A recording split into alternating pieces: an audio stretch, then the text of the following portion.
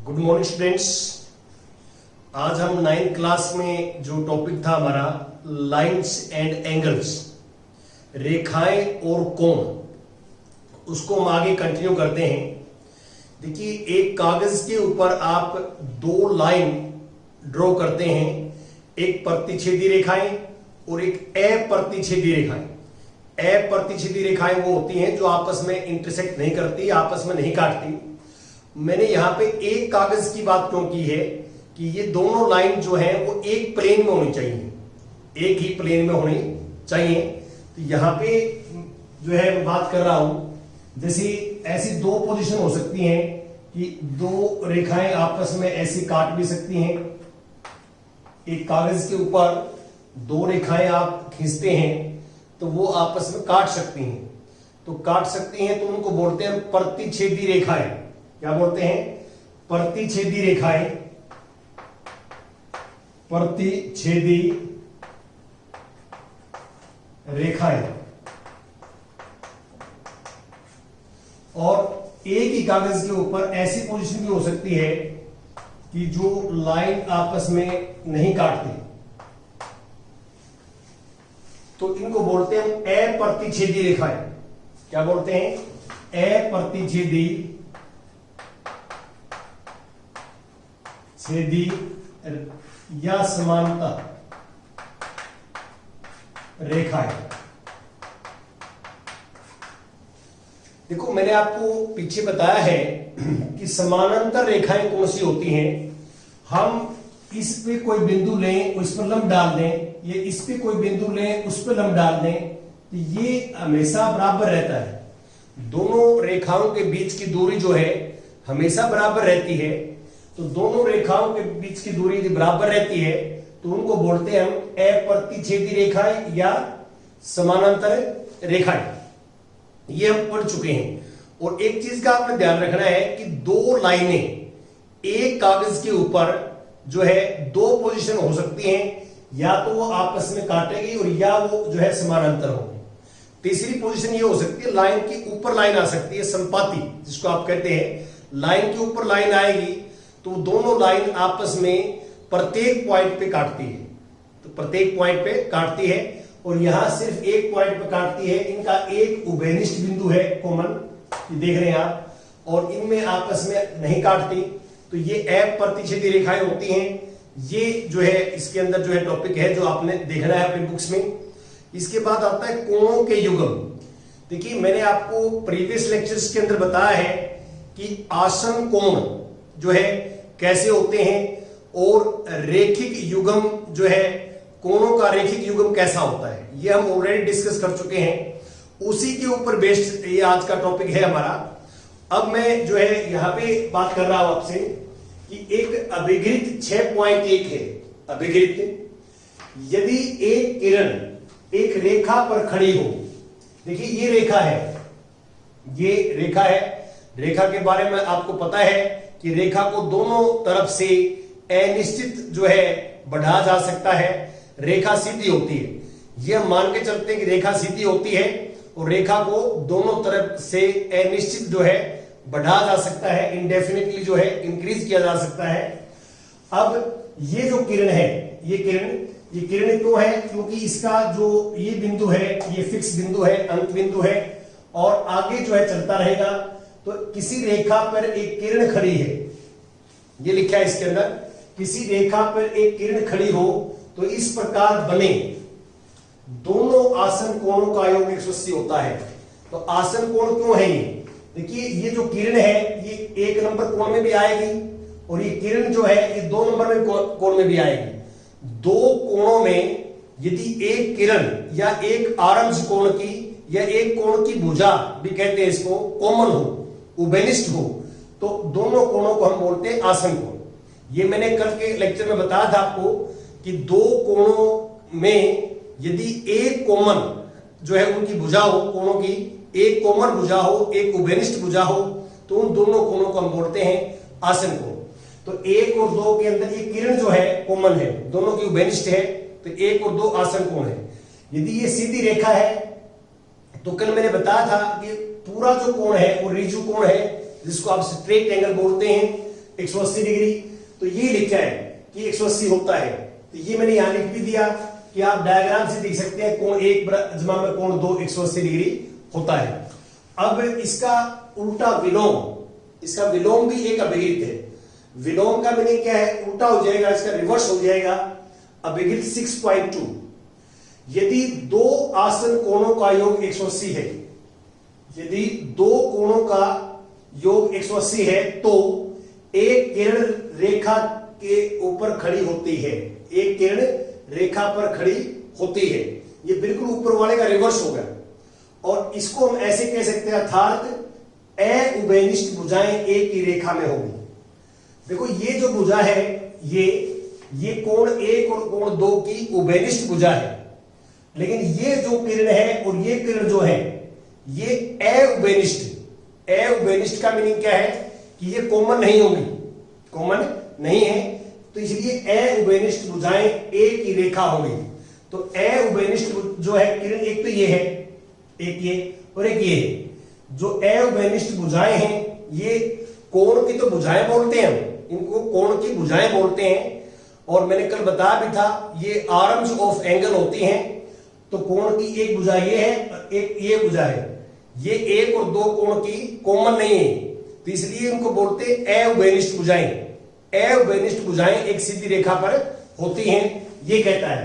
तो ये अभिगित 6.1 और अभिगित 6.2 ये आपस में एक दूसरे के विलोम है, एक दूसरे के विलोम है।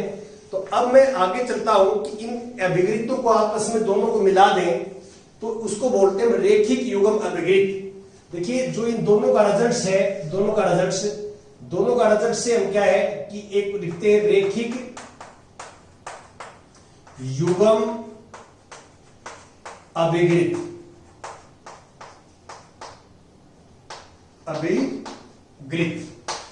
रेखिक युग्म अभिगित क्या है, इन दोनों को मिलाएं तो हम दोनों साइड से करेंगे। दोनों साइड से क्या करेंगे कि मान लो किसी रेखा पे एक किरण खड़ी है ऐसे, तो दोनों आसन कोणों का जोड़ 180 होगा, यूज करेंगे हम। और यदि दो आसन कोणों का योग 180 आ जाए तो हम कहेंगे ये सीधी रेखा है, ये एक सीधी रेखा है। तो दोनों साइड से हम शुरू करेंगे।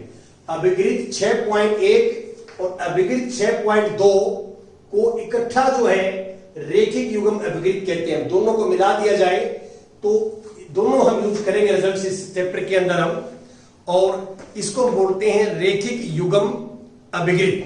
तो ये आपकी बुक में देखोगे तो आसन कोणों का बहुत सारे एग्जांपल्स आपको दिए हुए हैं। आसन कोण का तो मीनिंग सिर्फ इतना होता है, दो कोणों में यदि एक भुजा या एक आर्म्स कोण की कॉमन होती है तो वो आपस में आसन कोण होते हैं।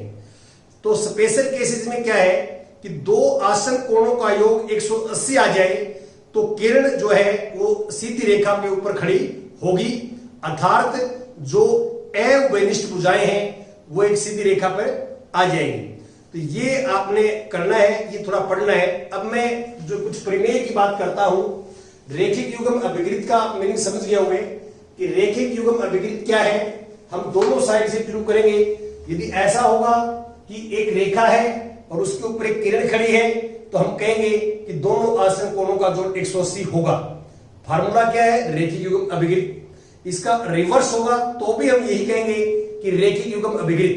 क्या रिवर्स क्या होगा, यदि दो आसन कोणों का योग 180 है, दो आसन कोणों का योग 180 है तो दोनों कोणों की जो है उभयनिष्ठ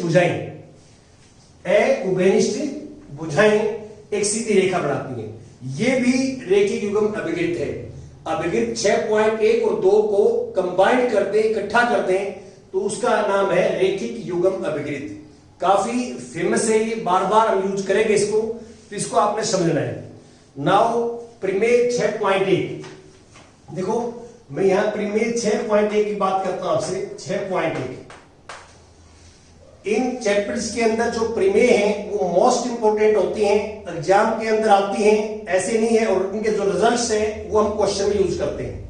ये फॉर्मूले हैं, इनके जो रिजल्ट्स हैं वो फॉर्मूले हैं। देखिए, यदि दो रेखाएं परस्पर प्रतिच्छेद करती हैं तो शीर्षाभिमुख कोण बराबर होते हैं।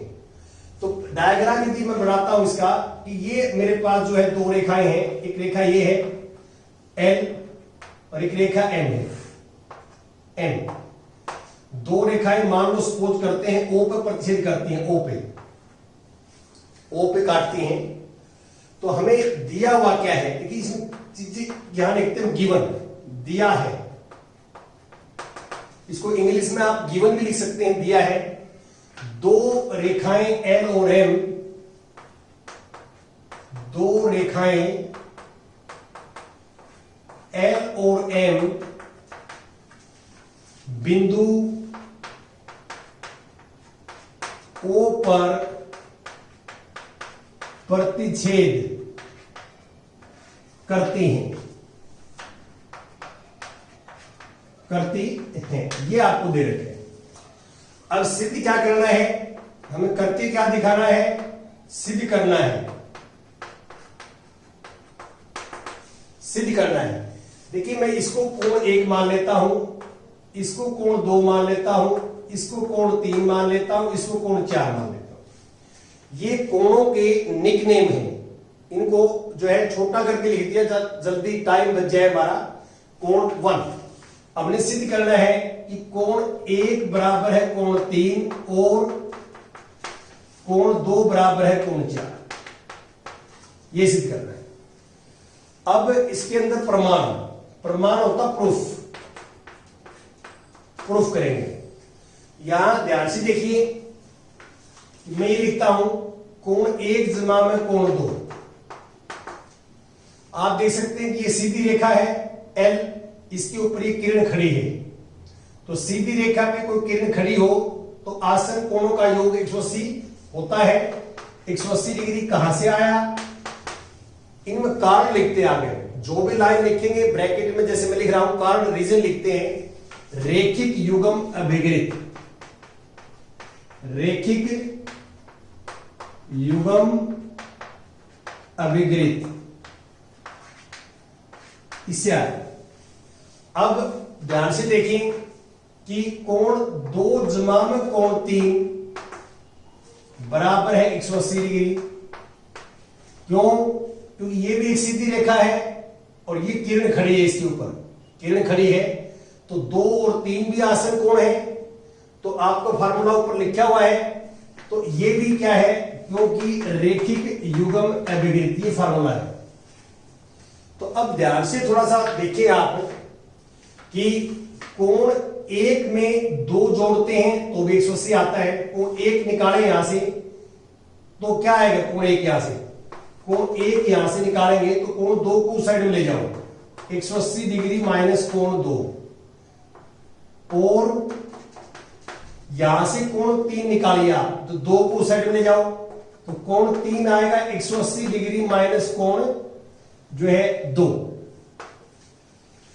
तो जो पहला था उससे मैंने कोण 1 निकाल लिया, और जो दूसरी इक्वेशन थी उससे कोण मैंने 3 निकाल लिया। तो कोण 1 किसके बराबर आया, 180 डिग्री माइनस कोण 2, और कोण 3 भी किसके बराबर है, 180 डिग्री माइनस कोण 2। तो ये आपको पता है कि ये दोनों सेम है, ये और ये सेम है, तो इसलिए हम कह सकते हैं कि कोण 1 बराबर है कोण 3, कोण 1 बराबर है कोण 3, 1 और 3 बराबर है, क्योंकि बराबर हो गए ना, ये राइट और राइट बराबर है, ये कोण 3 के बराबर है, ये कोण 1 के बराबर है, और ये दोनों सेम है, तो 1 और 3 भी क्या होंगे, बराबर होंगे। अब हमने करना है कोण 2 बराबर है कोण 4, ये दोबारा रिपीट नहीं करना प्रोसीजर, इसमें आपने लिखना है इसी प्रकार हम सिद्ध करते हैं 2 बराबर है कोण 4। तो ये कोणों के नाम जो है आप अपने सुविधा के अनुसार लिख सकते हैं। तो ये 1 2 3 4 में थोड़ा सा हमारा टाइम बच जाता है और समझने में भी इजी रहता है। तो ये हमारा प्रमेय था। प्रमेय के अंदर आपने अलग अलग ही चीजें लिखनी है, दिया हुआ आपको क्या है स्टेटमेंट में, आप सिद्ध क्या करना चाहते हैं, क्या प्रूव करना चाहते हैं इसमें, और प्रमाण। तो इसमें किसी किसी क्वेश्चन में एक रचना भी होती है, तो वो मैनिपुलेटेड होती है, वो आपको क्वेश्चन की प्रैक्टिस से याद रहती है। जैसे किसी क्वेश्चन में आएगी तो मैं डिस्कस करूंगा। तो इस तरह की जो प्रमेय होती हैं उसमें हमारे पास जो है 4 चीजें, किसी में 4 किसी में 3, चीजें हमें लिखनी पड़ती हैं। अब एग्जाम्पल 1 की बात करता हूं आपसे। एग्जाम्पल 1, फर्स्ट एग्जाम्पल्स की आकृति 6.9 में रेखाएं पी क्यू और आर एस परस्पर बिंदु ओ पर प्रच्छेद करती हैं। एक आकृति देखो आप बुक में, एक जो है ये हमारे पास रेखा है जिसका नाम आर एस है, आर एस, और एक ये रेखा है जिसका नाम पी एस है, पी क्यू, और ओ पे प्रच्छेद करती है, ओ पे प्रच्छेद करती हैं। तो हमें दिया हुआ क्या है, देखिए दिया है, दिया है। स्टेटमेंट के अकॉर्डिंग हम चलेंगे। स्टेटमेंट में हम कर लेंगे कि दो रेखाएं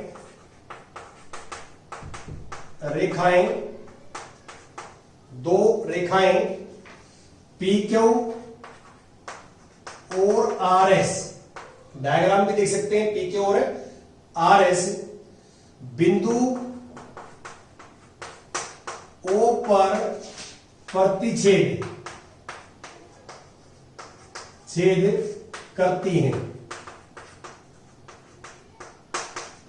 और प्रतिच्छेद करती हैं। और क्या दे रखा है, आगे पढ़ोगे तो ये दिया हुआ है कि कोण पी ओ आर रेशो अनुपात कोण R O Q, P O R देखो कौन सा होगा, पी ओ आर ये कोण की ratio R O Q, R O Q इस कोण की और इस कोण की रेशो गिवन है, अनुपात गिवन है 5:7, ये गिवन है। देखो आपको मैंने पहले बताया है कि कहीं भी अनुपात या रेशो गिवन हो तो हम ये कोण निकाल सकते हैं। इसको भी x से मल्टीप्लाई करते हैं, इसको भी x से मल्टीप्लाई करते हैं। तो हम यहां पे क्या है कि पहले सिद्ध दिया लिख दिया, फिर मैं कहता हूं सिद्ध करना है या ज्ञात करना है। यहां पे क्वेश्चंस में है ज्ञात करना है, लिख सकते हैं। तो सभी कोण ज्ञात कीजिए, ज्ञात करना है लिख सकते हैं यहां पे, सभी कोण ज्ञात कीजिए, ये हमें निकालना है। यहां पे सभी कोण ज्ञात करने हैं। अब इसका प्रमाण या हल देखो, जब प्रमेय लिखते हैं हम, प्रमेय वहां तो प्रमाण आएगा, और जो क्वेश्चन होता है जिसमें हम प्रमेय यूज करते हैं वहां हल भी लिख सकते हैं, प्रमाण में भी कोई गलती नहीं है, प्रमाण भी लिख सकते हैं यहां पे, या हल इसका हम कर रहे हैं। ठीक है, अब यहां पे ध्यान से देखिए कि इन दोनों कोणों की आपको अनुपात दिया हुआ है। तो कभी भी हमारे को गणित में अनुपात होता है, दो चीजों का या तीन चीजों का अनुपात है, तो हम ये मानते हैं, मान लो जो पहला कोण है कोण पी ओ आर वो 5x मान लिया, और कोण जो है आर ओ क्यू जो है वो 7x मान लिया, 5x और 7x। अब ये कोण हो गया मेरे पास 5x है, ये हो गया 7x। आप इनका अनुपात निकालोगे तो 5x बटे 7x, x से x कट जाएगा और अनुपात 5:7 ही रह जाएगा। अब आप ये सीधी रेखा है, देख सकते हैं सीधी रेखा, और ये एक किरण खड़ी है इसके ऊपर, तो 5x और 7x आसन कोण है, और रेखिक युग्म अभिगत कहता है कि इनका जोड़ 180 होगा। तो कोण 5x जमा में 7x बराबर 180 डिग्री, क्योंकि रेखिक युग्म अभिगत, ये लिख देंगे आप।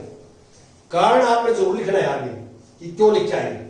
तो ये 12x हो जाएगा, 7 और 5 12x बराबर है 180 डिग्री, और x हो जाएगा 180 डिग्री भाग में 12, 12 1 12 6 12 5 60, तो ये x आ जाएगा 15 डिग्री।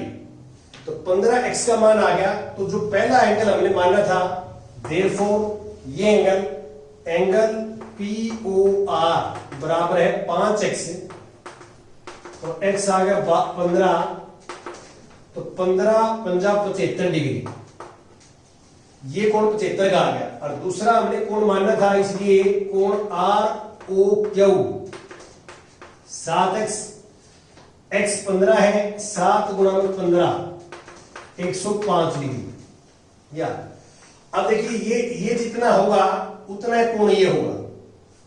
क्यों? क्योंकि अभी अभी हमने सिद्ध करके दिखाया कि शीर्षाभिमुख कोण बराबर होते हैं। इनको हम शीर्षाभिमुख कोण बोलते हैं। कोण 1 और कोण 3 जो आमने सामने दो लाइन या दो रेखाएं आपस में प्रतिच्छेद करती हो तो आमने सामने के जो कोण बनते हैं उनको बोलते हैं हम शीर्षाभिमुख कोण, अपोजिट एंगल, शीर्षाभिमुख कोण। तो दो रेखाएं प्रतिच्छेद करें, ये हमने सिद्ध कर दिया कि शीर्षाभिमुख कोण बराबर होते हैं। तो यहां पे आप क्या करोगे, ये दोनों कोण निकाल लिए, ये भी निकाल लिए, ये भी निकाल लिया। अब ये जो कोण है वो इसके बराबर है, तो आप यहां ये लिखोगे कोण कोण ये मान लो ये है कि S O Q, S O Q, कोण एस ओ क्यू बराबर है कोण पी ओ आर, कोण पी ओ आर। ये कहां से आ गया, ये शीर्षाभिमुख कोण है भाई, शीर्षाभिमुख कोण है, मुख कोण कोण है। और ये कोण कितना निकाल लिया हमने, 75 डिग्री का।